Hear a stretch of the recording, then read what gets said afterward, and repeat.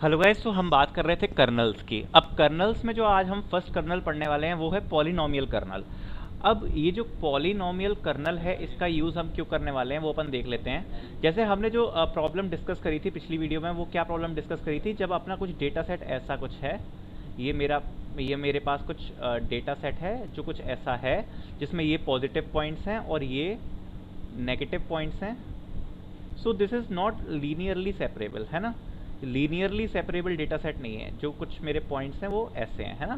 सो ऐसा मेरा कुछ डेटा सेट है। अब ये नॉन लीनियर डेटा सेट है, लीनियरली सेपरेबल नहीं है, तो इसके लिए हमें कोई कर्नल अप्लाई करने वाले पड़ेगी। तो सबसे पहले हम पढ़ते हैं पॉलिनोमियल कर्नल। सो जो पॉलिनोमियल कर्नल है जिससे हम अपना एक्स आई और एक्स जे को रिप्लेस करेंगे, उसका सबसे पहले फॉर्मूला देखते हैं। सो मैं कहूँगा kernel of x one comma x two, जिससे हम रिप्लेस करेंगे वो क्या होगा, जो जर्नल फॉर्मूला होता है इसका वो होता है x1 transpose x2 plus c to the power d। ठीक है, where c and d is constant. इसको आप नोट कर लो, ये फॉर्मूला होता है। ठीक है, अब इस फॉर्मूले से हम कैसे क्या ट्रांसफॉर्म करने वाले हैं वो हम देखने वाले हैं। ठीक है, वो हम देखने वाले हैं इस वीडियो में, क्या ट्रांसफॉर्म करेंगे, कैसे करेंगे। ठीक है, तो ये हमारे पास जो होता है वो होता है फॉर्मूला। इसमें आप देख लो हम क्या कर रहे हैं, ये जो d है वो हमारा डायमेंशंस बताएगा। d क्या बताएगा, डायमेंशंस बताएगा, और c और जो d है वो क्या है, कांस्टेंट है। और जो जर्नल फॉर्मूला होता है वो मैंने यहाँ पर आपको क्या करा है, लिख के दे दिया है। ठीक है, अब चलो आगे देखते हैं। अब क्या करने वाले हैं, हम रिप्लेस करने वाले कर्नल को इस फॉर्मूले से। ठीक है, अगर मैं इसमें सपोज मैं c को इसमें ले रहा हूँ 1 एंड d को ले रहा हूँ 2, suppose for an example. Dimension 2 है, मतलब जो हमारा डेटा है वो क्या है, 2D data. 2D data like this, ये हमारा ये 2D डेटा है। ठीक है, सो जो हमारा c है उसकी मैं वैल्यू सपोज ले रहा हूँ 1, और जो d है हमारा डायमेंशन है वो मैं ले रहा हूँ 2। तो अब उस पर ये कर्नल कैसे वर्क करेगा वो देखते हैं। तो ये जो मेरा फॉर्मूला है जिससे मैं रिप्लेस करूँगा कर एक्स आई और एक्स जे को, ये कैसा हो जाएगा, ये कुछ ऐसा हो जाएगा हमारा। कैसा हो जाएगा ये, x1 transpose x2 plus one whole square. और जब मैं इसको खोलूंगा, इसको हम क्वाड्रेटिक कर्नल भी बोलेंगे। क्वाड्रेटिक कर्नल क्या बोलेंगे इसको, क्वाड्रेटिक कर्नल। क्यों बोलेंगे क्वाड्रेटिक कर्नल, क्योंकि जो मैं डायमेंशन ले रहा हूँ वो ले रहा हूँ मैं 2। तो जब मैं इस फॉर्मूले से इसको पूरा खोलूँगा तो क्या होगा, कैसे खुलेगा ये, इसको मैं क्या कह सकता हूँ। और अगर मैं कहूँ कि अगर ये 2 डायमेंशन का है, तो पहले एक चीज़ देख लेते हैं। हमारा ये जो फॉर्मूला है वो ये बन रहा है, और मैं क्या कह रहा हूँ, ये क्वाड्रेटिक कर्नल है, 2 डायमेंशन का है। तो जो x1 है, x1 ये 2 डायमेंशन वेक्टर होगा। तो इसको मैं किससे रिप्रेजेंट कर सकता हूँ, x1 को मैं रिप्रेजेंट कर सकता हूँ x11 x12 से। ऐसे ही मैं x2 को किससे रिप्रेजेंट कर सकता हूँ, x2 को मैं रिप्रेजेंट कर सकता हूँ x21 x22 से। ठीक है, ये मैं रिप्रेजेंट कर सकता हूँ। और अब मैं क्या करने वाला हूँ, अब मैं इनको फॉर्मूला में पुट करके अब बस मैं सॉल्व करने वाला हूँ। ठीक है, तो अगर मेरा x1 ये है और x2 ये है, सो अगर मैं इसकी वैल्यू x1 की और x2 की यहाँ पर पुट करूँ और देन इसको अगर ओपन करूँ, तो ये कैसे ओपन होगा, x1 ट्रांसपोज x2 का क्या हो जाएगा, डॉट प्रोडक्ट हो जाएगा। और देन जब मैं स्क्वायरिंग करूँगा तो इसको ओपन करने पर जो मेरा टोटल फॉर्मूला बनेगा वो क्या आएगा, 1 प्लस x11 x21। ये आप चाहो तो खुद करके देख लेना, ज़्यादा कुछ हार्ड तो नहीं है इसमें, कोई बहुत बड़ी चीज़ नहीं है। x12 x22 का होल स्क्वायर। मैंने क्या किया, डॉट प्रोडक्ट कर दिया। जो x1 था हमारा वो क्या था, x11 x12 2 डायमेंशन का वेक्टर। ऐसे ही जो मेरा x2 था वो था x21 x22 2 डायमेंशन का वेक्टर। तो जब मैंने उनका डॉट प्रोडक्ट किया तो मेरे पास ये निकल के आया। ठीक है, x11 x21 और x12 x22 सीधे सीधे, ठीक है। कुछ इसमें कुछ बड़ी बात नहीं है, सीधे सीधे मल्टीप्लिकेशन किया है, x11 का x21 से हो गया, x12 का x22 से हो गया।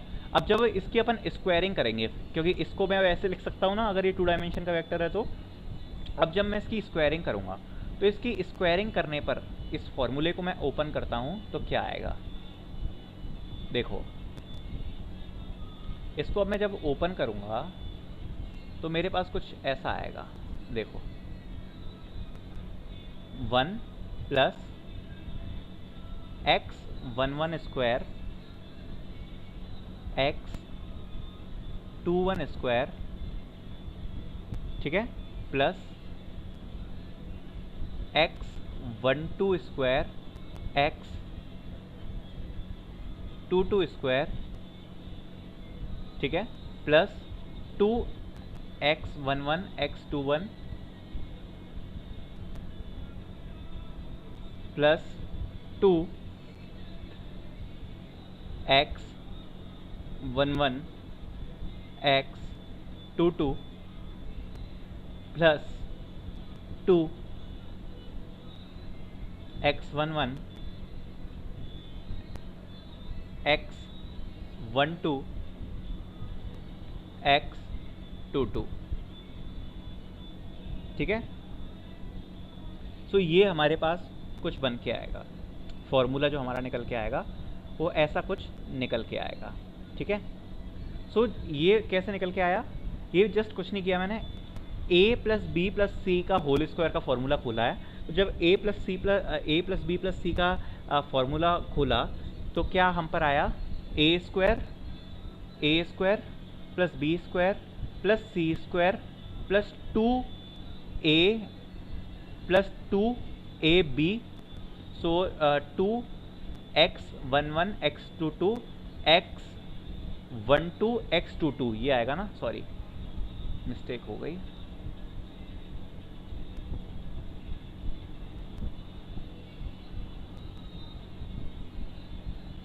हाँ सो सॉरी, सो 2ab, सो 2x11 x21 क्योंकि इन दोनों का मल्टीप्लाई हुआ, प्लस 2bc आएगा, तो 2bc से क्या आएगा, 2x11 x21 x12 x22 plus 2ca से क्या आएगा, 2x12 x22 यही आएगा।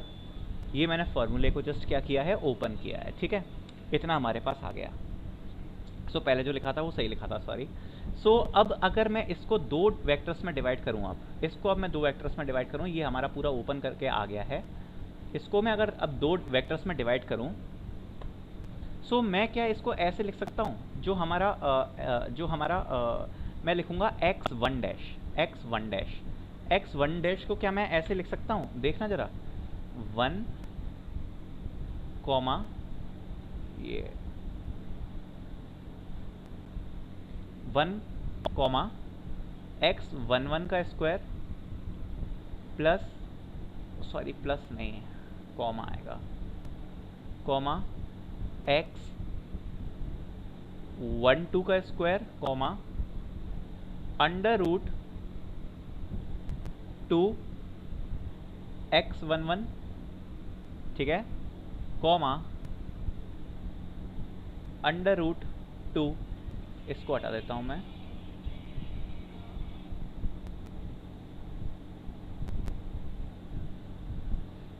अंडर रूट 2x11 हो गया, अंडर रूट 2x11 x12, ठीक है।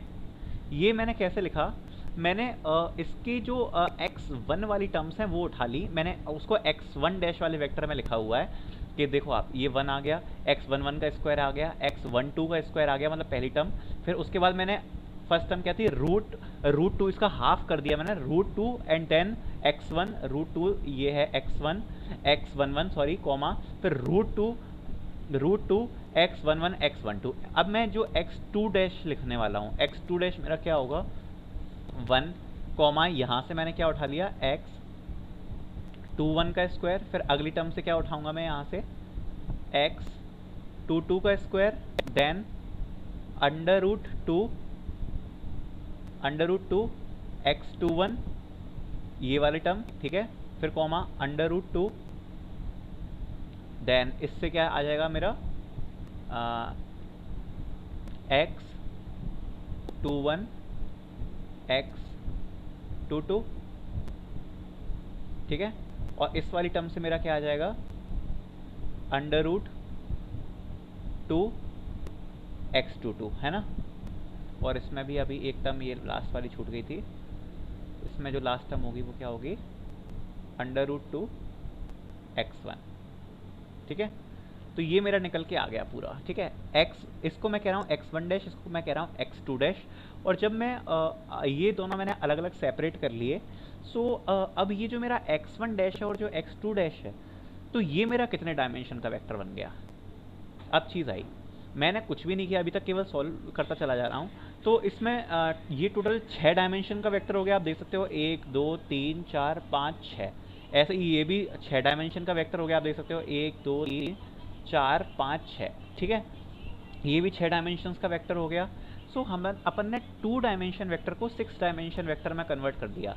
और अगर मैं इन दोनों का डॉट प्रोडक्ट करूँ तो सेम यही रिजल्ट आएगा, ये वाला, ये सेम रिजल्ट आएगा कि नहीं आएगा। मैंने इन दोनों को इंडिविजुअली तो किया है, अगर मैं डॉट प्रोडक्ट कर देता हूँ इन दोनों का तो ये सेम रिजल्ट आने वाला है यहाँ पर, जिससे मैंने x1 डैश और x2 डैश को लिखा है। सो मैं ऐसा लिख सकता हूँ, क्या लिख सकता हूँ मैं क्या लिख सकता हूँ, मैं लिख सकता हूँ x1 dash transpose x2 dash, ये लिख सकता हूँ ना मैं, अगर मेरा x1 डैश है x2 डैश है, सो वो हमें सेम ही रिजल्ट देगा। तो अब इससे क्या फ़ायदा हुआ, ये होता है हमारे पॉलिनॉमियल कर्नल। पॉलिनॉमियल कर्नल को अप्लाई करने से मैंने जो लिया था वो 2 डायमेंशन वेक्टर लिया था, उससे किस में कन्वर्ट हो गया 6 डायमेंशन में। 6 डायमेंशन में हमने कन्वर्ट कर दिया, ठीक है, पॉलिनॉमियल कर्नल से। और कुछ भी नहीं किया मैंने, बस जस्ट ओपन ही तो किया और वो 6 डायमेंशंस में कन्वर्ट हो गया। सो अपन क्या करेंगे, अब अपन क्या करने वाले हैं, अपन ने जो लिया था, अपनी जो ओरिजिनल प्रॉब्लम थी वो थी x1 ट्रांसपोज x2, यही था हमारा। इसको सबसे पहले मैंने किससे रिप्लेस किया, एक कर्नल फंक्शन से, k ऑफ x1 x2, एक कर्नल फंक्शन से मैंने रिप्लेस किया। और उसके बाद मैंने क्या किया, उससे कर्नल फंक्शन में मैंने लगाया पॉलिनोमियल कर्नल, और उससे मैंने रिप्लेस करके क्या कर दिया x1 dash transpose multiply by x2 dash, ये कर दिया मैंने, ठीक है, कर्नलाइजेशन करके। सो कर्नलाइजेशन से हमको क्या मिला, इसको अब हटा देता हूँ, इसका कोई काम नहीं है। मैंने आपको दिखा दिया कि इसने क्या किया, 6 डायमेंशन में कन्वर्ट कर दिया 2 डायमेंशंस को, है ना। अभी ये जो हमारे पास x1 डैश और x2 डैश है वो क्या है, 6D वेक्टर है। अब 2D वेक्टर से हमने चालू किया था, ठीक है। तो देखो अब कर्नलाइजेशन ने क्या किया, डायमेंशंस को इंक्रीज कर दिया। सो अगर इसकी डायमेंशन मैं कहूँ d डैश है और इसकी जो ओरिजिनल प्रॉब्लम थी इसकी डायमेंशन थी d, सो मैं क्या कहूँगा, d dash is greater than d, क्योंकि अब 6 डायमेंशन का हो गया, पहले तो 2 ही था ना। सो मैं कह सकता हूँ कि d dash is greater than d, ठीक है। और ये जब चीज़ मैंने कही आपसे, सो मैं आपको एक थ्योरम के बारे में बताता हूँ, एक थ्योरम के बारे में। उस थ्योरम को हम क्या कहते हैं, उस थ्योरम को हम कहते हैं मर्सर्स थ्योरम। क्या कहते हैं, मर्सर्स थ्योरम। और मर्सर्स थ्योरम क्या कहती है, मर्सर्स थ्योरम कहती है कि अगर कोई नॉन सेपरेबल डेटा है d डायमेंशंस में, ठीक है, कौन सा नॉन लीनियर सेपरेबल डेटा है अगर कोई d डायमेंशंस में, तो उसको d डैश डायमेंशंस में चेंज कर दो, where d dash is greater than d, then the data will become linearly separable. Linearly separable. अगर कोई डी डायमेंशंस का डेटा है तो उसको डी डैश डायमेंशंस में चेंज कर दो, where D dash is greater than D, then the data will be linearly separable. तो हम पॉलिनोमियल कर्नल में वही कर रहे हैं। जब हम पर जो ओरिजिनल डायमेंशंस थी वो थी 2, ठीक है, ओरिजिनल डायमेंशंस हम पर क्या थी 2, हमने उसको कितनी डायमेंशंस में चेंज कर दिया, 6 डायमेंशंस में, ठीक है। सो जब मैंने इसको 6 डायमेंशंस में चेंज कर दिया, जिसको हम यहाँ पर विजुलाइज करके नहीं देख सकते, तो 6 डायमेंशन में हमारा जो डेटा था वो क्या हो जाएगा, लीनियरली सेपरेबल, लीनियरली सेपरेबल। सो ये होता है हमारा पॉलिनोमियल कर्नल, ये होता है पॉलिनोमियल कर्नल, जो मैंने आपको डिराइव करके दिखा दिया कि कैसे आता है। आई होप आपको क्लियर हुआ, इतना कुछ कॉम्प्लेक्स इसमें था नहीं। So this is all about our polynomial colonel.